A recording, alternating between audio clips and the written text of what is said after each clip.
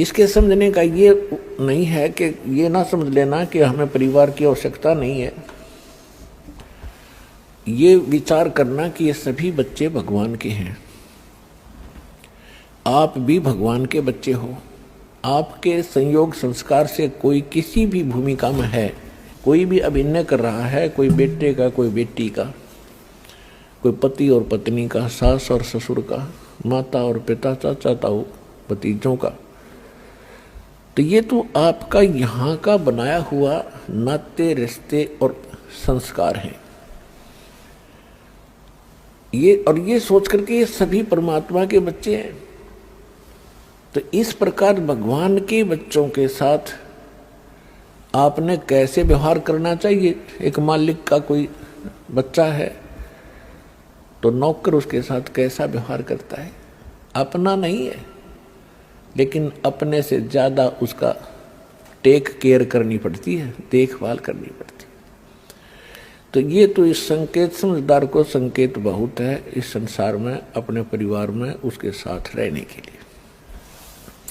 अब इसकी सच्चाई बताते हैं कि परमात्मा कहते हैं यदि आपके कोई संतान नहीं है, आप संतान ही मांगते हुए मर जाते हो, और संतान मिलती नहीं क्योंकि आपके भाग्य में नहीं, आपके संस्कार में नहीं। आप ये सोचते रहते हो कि जिनके संतान है, पुत्र हैं, पुत्री हैं, ये बहुत सुखी हैं, और हमारे भी अगर संतान हो जाती तो हमारा भी वंश चल जाता, कुल उदय हो जाता। पुण्यात्माओं, ये हैं हमारे उन धर्म गुरुओं की हुई प्रेरणा, उनके दिए विचार जो सूक्ष्म वेद के यानी अध्यात्म ज्ञान के विपरीत हैं। अध्यात्म ज्ञान ये कहता है, तत्व ज्ञान में परमेश्वर बताते हैं कि जो राखो तो ही रहूं और मेरा के चारा, जैसे राखो मालिक वैसे ही रहूं। हमारा कोई इस पर जोर नहीं है, हमारा के चारा, और खाने जाद खरीद हूं गुलाम तुम्हारा, मैं तो आपका हो गया।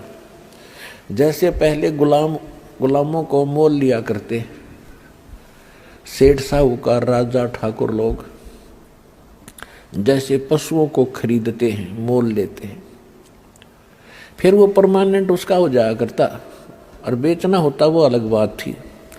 तो यहाँ परमात्मा कहते हैं कि मैं ऐसा भाव बनाओ आप अपना भगवान के प्रति